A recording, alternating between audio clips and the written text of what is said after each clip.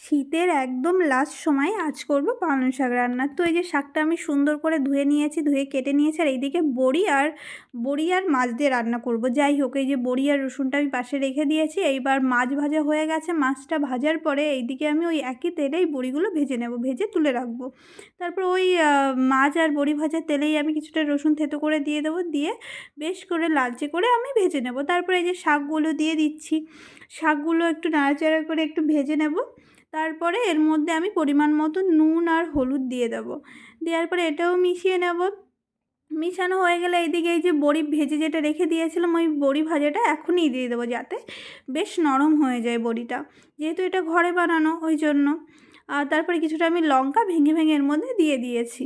এই যে দেওয়ার পরে দেখো আমি এত সুন্দর করে শাকটা ভেজে নেবো যাতে এর মধ্যে একটু জল না থাকে, একদম পুরো কড়া করে ভেজে নিয়েছি। তারপরে যে আমি পরিমাণ মতন জল দেবো, এতে নাকি শাকের তরকারিতে স্বাদটা বেশি হয়। তো আমি জল ফুটিয়ে নামিয়ে নিয়েছি। আর দেখো এদিকে কি সুন্দর হয়েছে, বড়িটা একদম গলে গেছে। তো খেতে বসে গেছি, জাস্ট দারুণ ছিল।